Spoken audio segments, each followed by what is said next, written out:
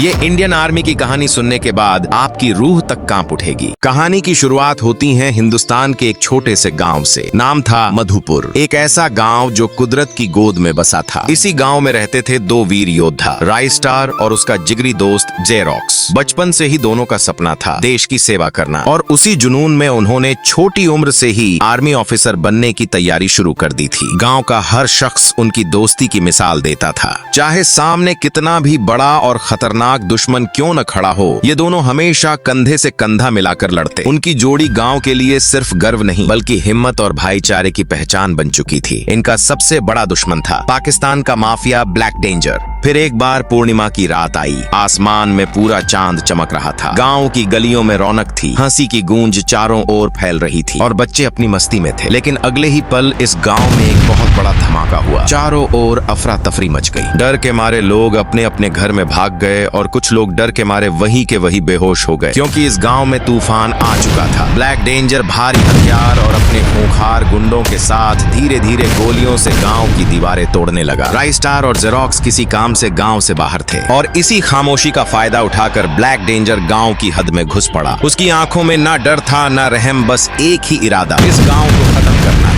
Black danger दीवार तोड़ के गांव में घुस गया। हर किसी के घर में घुस घुस के मौत के घाट उतार दिया। पूरे गांव में अफरा तफरी मच गई। लेकिन ब्लैक डेंजर ने एक एक करके आधे गांव को जिंदा लाश बना दिया। कुछ गांव वाले डर से नहीं बल्कि हिम्मत जुटाकर अंधेरे में बिना आवाज किए गांव से निकल पड़े। वे सीधे राइस्टार तक पहुंचे। राइस्टार ने जैसे ही सब सुना उसका दिल दहल गया। कदम लड़खड़ा गए और वो नीचे गिर पड़ा। राइस्टार तुरंत गांव में गया। चारों ओर सिर्फ लाशें ही लाशें पड़ी हुई थी। राइस्टार ने अपनी गन उठाकर एक एक दुश्मन को मौत की नींद सुला दी। लेकिन ब्लैक डेंजर एक पेड़ के पीछे छुपा हुआ था। उसने अचानक से एक गोली चलाई और राइस्टार का सर धड़ से अलग कर दिया। अगले दिन जब जेरोक्स को इसके बारे में पता चला, उसके होश उड़ गए और वही गिर पड़ा और फूट फूट कर रोने लगा। जेरोक्स बोला, अगर ब्लैक डेंजर ने इस बार गांव में पैर रखा तो सिर्फ यहाँ से उसकी कटी हुई लाश बाहर जाएगी। फिर एक पूर्णिमा की रात आई। ब्लैक डेंजर गांव में घुस पड़ा। उसने बहुत सारे गांव के लोगों को मौत के घाट उतार दिया। लेकिन अचानक से सामने जेरोक्स आ गया। लेकिन जेरोक्स कुछ कर पाता उसके पहले ही उसे एक ही वार में बेहोश कर दिया। पूरे गांव में डर का माहौल छा गया। सब लोग अपनी जान की भीख मांगने लगे। लेकिन अचानक से सामने राइस्टार की आत्मा आ जाती है और सीधा जेरोक्स के शरीर में घुस जाती है। जैसे ही जेरोक्स खड़ा हुआ, वो आधा राइस्टार बन चुका था। ब्लैक डेंजर जैसे ही हमला करने सामने आता है, राइस्टार दूर पड़ी गन उठाता है और ब्लैक डेंजर का सर धड़ से अलग कर देता है। तो दोस्तों, आप लोग भी एक सच्चे हिंदुस्तानी हो तो इसी वक्त चैनल को सब्सक्राइब करो और कमेंट में अपने नाम के पीछे जय हिंद लिखना मत भूलना।